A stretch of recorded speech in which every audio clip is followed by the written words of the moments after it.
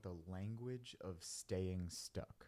The power of language, you might hear things like that. It sounds kind of corny, to be honest, but language or that self dialogue, that internal narrative, keeps people stuck. And it's actually one of the main reasons why people stay stuck in their lives and they don't even know it. You might be stuck right now, or maybe you were stuck at a time in your life.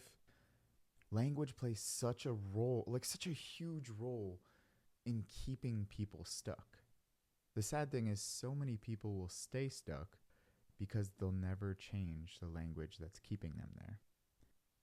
Getting into this, my entire life, for 17 years, I felt stuck. I hid my disability for 17 years, and I just felt like a broken, useless, helpless person. I felt stuck as this identity, and my habits matched that identity. My language matched that identity, and I just became that identity of stuckness. Stuck is that feeling where you want to do something, you need to do something, something should change. You want something to change so bad, but you don't know how. You want it to happen, you're just not sure what to do. Or maybe you have an idea of what you want to do, and you're just too afraid to pull the trigger. That feeling of stuckness is common. Everyone experiences that. Whether you're super successful in business or you're just a person who lives life, you're going to get stuck at certain times. You're going to feel stopped or slowed down, or things come to a screeching halt. Change happens. It's hard. Life is hard. Let's get that out of the way. Stuck is normal. Getting stuck is normal. Staying stuck is not normal, though. And the problem is, so many people stay stuck in their lives and they don't understand what starts to happen. Getting stuck happens. We get that. But staying stuck gets reinforced by the language we use. You see, the language we use shapes our entire quality of life. It shapes our perception. It shapes our mental processes. It shapes our habits and beliefs and identities. It shapes our confidence.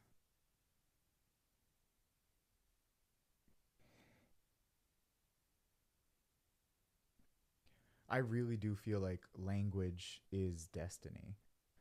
I don't really believe in destiny or anything like that, but I do believe that if you change your language, you can truly change your life. But if you don't, your language will determine your destiny.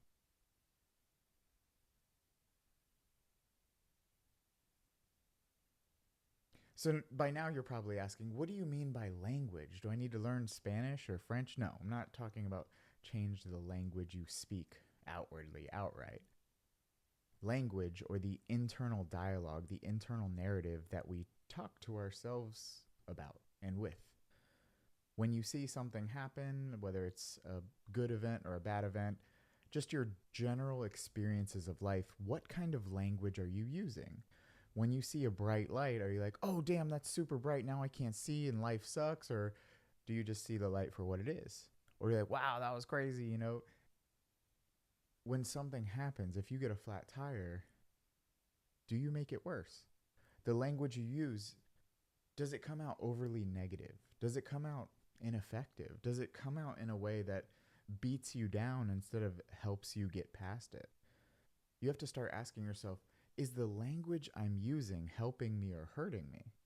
Perfect example would be getting a flat tire and you say, well, this always happens to me. This is terrible. I hate this. This sucks. My life is just, life hates me. The universe is out to get me. This kind of stuff always happens to me. That's language. And while language might feel right, it might feel true, it's not exactly true. Because as we know, not all feelings are facts, even though they feel so strongly that they seem really convincing that it's true. But feelings are not facts. The language we use builds over time. We design our language through our experiences and through our perception of our experiences. And a few bad experiences can create a language process where we say everything sucks, when in reality, 2 or 3 things sucked, or 5 or 6 things sucked. but not everything sucks. We've just grown to accept that what happened in the past will continue to happen in the future.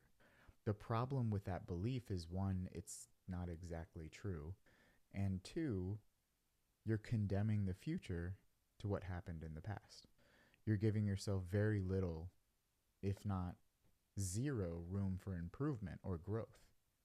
How could you grow when everything always goes bad?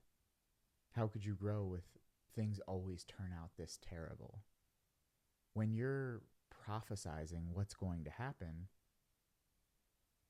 are you really improving your life in any way? Or are you just using language to reinforce habits and thoughts and beliefs and actions that don't push you forward whatsoever?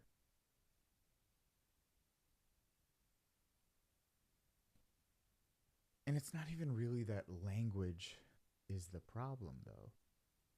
It's the lies that we accept and perpetuate and tell ourselves. Life is always unfair. Always? Every single time? You mean to tell me when you go to Starbucks or McDonald's or the grocery store, when you go to get your bill or what you have to pay, you end up paying more, they screw you over, they steal your money, and everything goes to hell? Every single time you go to the store, you don't get what you want because they no longer sell what you want? Every order you've ever made is messed up? No, that's not true. And while there will be occasions where things go bad or go against your plan, there will be occasions where things go with your plan, and that's the ebbs and flows of life.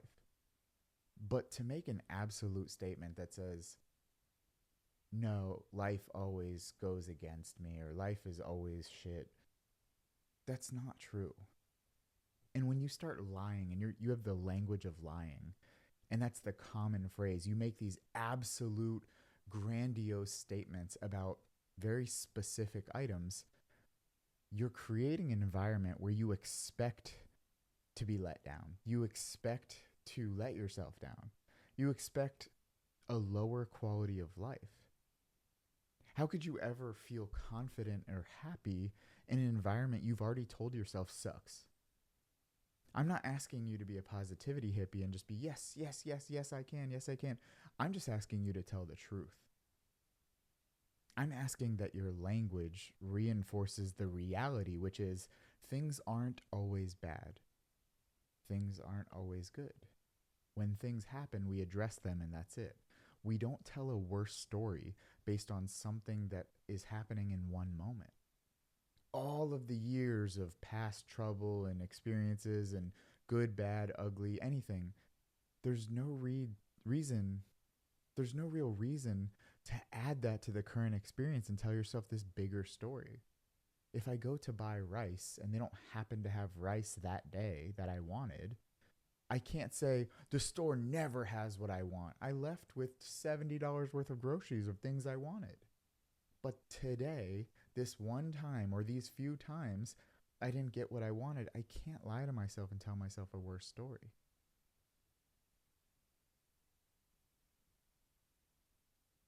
See, it goes way past buying things at grocery stores or coffee shops. When you say things like, I'm not good enough, I'm just not good enough, I'm just never going to be good enough, those are absolute statements. And those are absolutely damaging to the person you are, let alone the person you're becoming or could become. You're not good enough? What proof do you have to back that up? You made a few mistakes, so did everyone else. Is it really fair to claim you as an entire person, as a being capable of change at any moment, is not good enough? Is that honest? Is that fair? Is that factual? If we're speaking honestly, you know it isn't. If we're speaking emotionally, I understand what that feels like. There's been plenty times where I want to throw the arm out the window. I want to quit. I'm done. I give up. And I start to beat myself up and maybe catastrophize a little bit. Where I'm like, oh, this is terrible. This isn't going as well as I wanted to. I'm not getting any viewers and no one's engaging. And I haven't gotten a speaking event in 3 months. And I look smaller at the gym. You start telling all of these horrible stories, and that's language at work.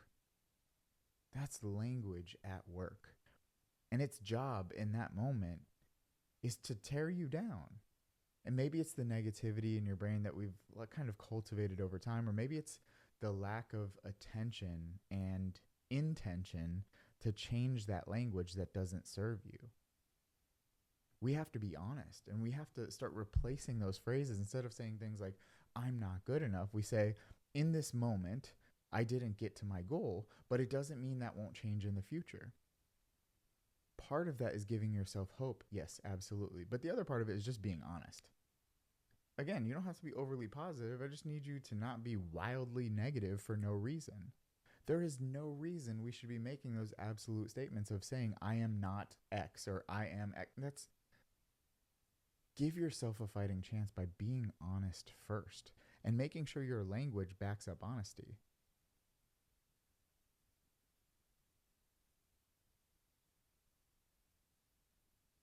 Because if you don't, you'll be stuck ruminating, thinking over and over and over, feeling guilty, reminding yourself that you're just terrible. You start to say these things and you start to believe them.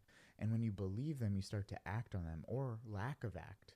You start a terrible pattern of inaction where life just kind of passes you by because of the language you're using.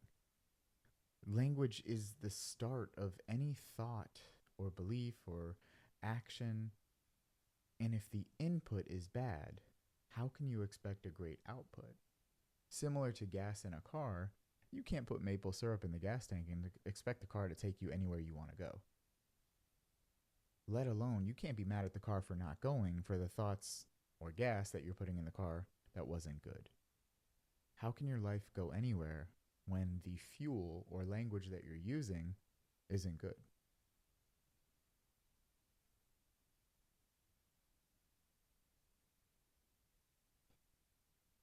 All of this language needs to be molded and changed to just being factual and honest. I believe there is a space for positivity. I'm personally not a super positive poly person. I'm like, everything's going to work out for the best. No, I've had to catch myself from being the other side, way too negative. Even as a motivational speaker, I can be super cynical and negative. That's where I naturally gravitate to. But I have to catch myself. Instead of saying everything's going to work out for the best, or instead of going to my natural state of everything is shit and it's going to blow up in my face, I'm honest or a realist and I say everything is going to work out as it does, and I'm confident in my ability to adapt. If I can do something about it, I will. And if I can't, I won't. There's no reason to tell myself a worse story of a situation that might not be enjoyable in the first place. I'm not going to suffer twice. I'm not going to suffer at hoping or telling myself it's terrible and then it ends up being terrible and I just suffered 2 times. Instead, I'm going to say, I'm going to deal with this as it comes, and it's either going to be good or it's either going to be bad. Either way, I'm going to choose my reactions appropriately, and I'm not going to make it worse for myself. Why would I give myself more work? I'm already lazy as it is. Do you really want to do that? Do you really want to make it harder on yourself? Isn't life already hard enough? We got to start questioning the language that we're putting in our minds and we're using outwardly and talking to people and talking to ourselves with and encountering situations. These mental processes are the beginning stages, the foundation for how you act and react to things. And it's the beginning stages of your habits and identity. The problem is people confuse the two. So if you're listening right now, are you a morning person or a night person? Think about that. Are you more of a morning person or more of a night person? Either way, your answer is not correct. You're not a morning person. You just have a habit of waking up early. You're not a night person. You just have a habit of going to sleep late. At any point in time, you could change your habit of going to sleep later or waking up earlier and changing if you are a morning or night person. Well, I like being up in the morning, which is nice. That's great. That's a decision that feels nice because you've conditioned yourself. If you had to condition yourself the other way, you could. And it's nothing to do with enjoyment and everything to do with habit. So you were not born a morning person. You were just born and you happen to have a habit of waking up early. So now you call yourself or identify as a morning person. I wasn't born to go to the gym. I wasn't born as a gym goer. If anything, I was tiny in high school. I was a pipsqueak, you know? And now I get classified all the time. Oh, you're just a gym guy. You're just naturally a gym person. No, there's nothing natural about me going to the gym. If anything, I am the laziest, most procrastinating speaker and bodybuilder in the world. Whatever you want to say. But I have a habit of doing the things I know I need to do. I've created a habit of doing the things I know I need to do. Am I perfect? Absolutely not. I still drop the ball all the time. So with you, we have to separate identity and habit. When you say things like, I'm lazy. I'm just good at nothing. I'm just never going to make it. I'm just not a successful person. That's just not true. It's not true. And we have to be honest. We have to be factual to give yourself a fighting chance. And we have to change that language. Because maybe you were lazy in the past. Maybe you did procrastinate. Maybe you haven't been successful up until this point. But that's not who you are. It's just what you've done in the past. You have a chance and a possibility and a choice to make right now and every day forward to not be lazy, to not procrastinate, to start on that road of being more successful in whatever you deem success being. So why use language that's going to limit your ability to even try? If I told myself I am not a gym person, there is a much less likelihood of me ever going to the gym. Because if I'm not a gym person, why would I go? If you're a lazy person, you're just going to reinforce lazy actions and validate them by saying, oh, it's just who I am. That's not who you are. It's what you chose to do. And you can choose differently at any point in life, at any time. You can completely reinvent your life and reinvent who you are by changing what you do. We have to unmerge those habits and identity, because I'm Chris, but I get to decide who Chris is and what Chris does at any point in my life. Everything can change with a choice. And with the choice of changing your language, you position yourself to change your habits. And if you change your habits, you can completely change your identity over time.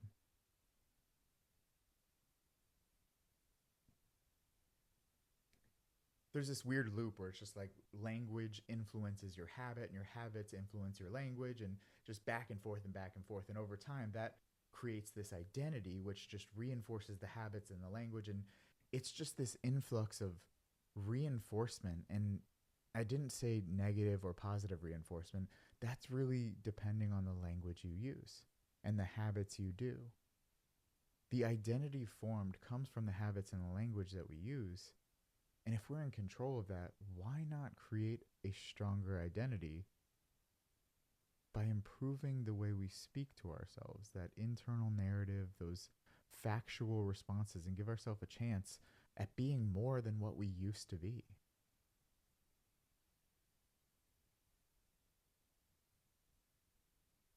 This is the perfect time to self-reflect and ask yourself, what are some of the things I constantly say to myself that might not be true?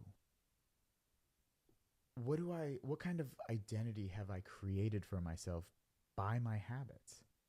Am I a night person? Should I be a night person? Is that effective for me?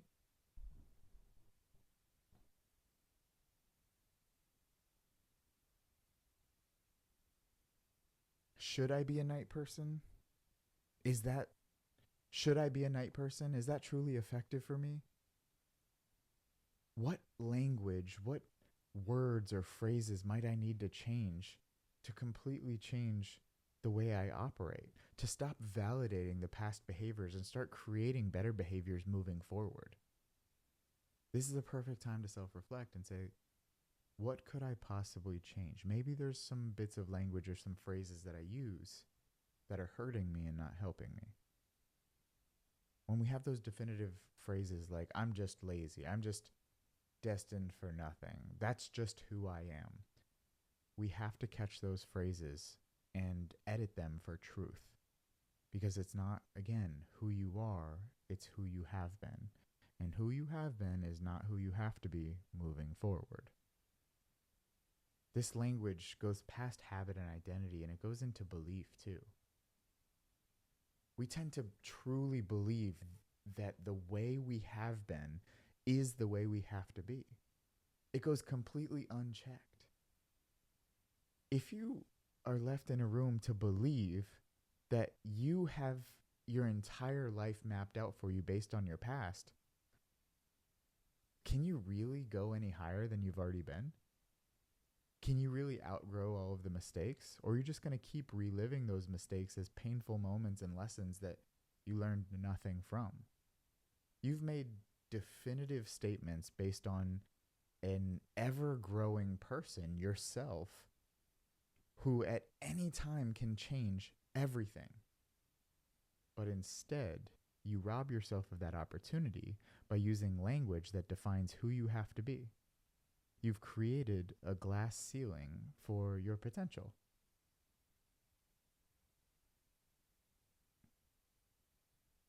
Think about the language that maybe a confident person uses versus a not so confident person. A confident person might say, I'm going to give this my best shot. I'm going to do it to the best of my ability. I can definitely take this on. One way or another, I'm going to find a way. A not so confident person might say, yeah, there's no way I could do this. Yeah, there's no shot. Ooh, this is way too tough for me. I'm definitely not smart enough for this. I'm definitely not strong enough for this. I highly doubt that I'll be any good at that. The only thing different from the two people's perspectives, we know nothing about skill or anything like that, is the ability and willingness to try. And the willingness to be honest with ourselves and saying, I'm going to do my best, because that's all you can do. If you judge yourself based on your ability to try, you'll always be successful. People who lack confidence usually have language that backs up those negative behaviors and negative thoughts. That negative language that tears you down and says, I doubt, there's no way. That's so prevalent in people with depression type symptoms, people with less than optimal confidence, people who just lack the self-belief. And all of that comes down to language. Now, don't get me wrong. Don't think you can just start using different phrases and words and everything magically gets better. To change your belief, you have to change your actions. But to change your actions, you have to start somewhere. And language permeates the habits that lead to action, that lead to belief. I think we always want to start at the end. Unfortunately, you can't hang out at the finish line and not run the race. You have to do the work. And part of the work is changing the language. Part of the work is changing the phrases and thoughts and responses and reactions to things so that it becomes second nature. To not say, there's no way I could do that. I highly doubt I'll ever be successful. To having the normal response of, I'll give that my best shot. I don't need you to be a douchebag car salesman and say, yeah, I'll definitely do that. I'm going to crush it. I don't need all that. I need you to give yourself a fighting chance. Change your language. Change your life. I talk all about this in my new book coming out in September called The Art of Changing Course. Language is a huge component of changing course, whether internal change, trying to change something about your life, or external change, something happens to you that forces you to change. I outline a few different topics around language and behavior, not to mention accountability, and a step-by-step process on how to get through any change in your life.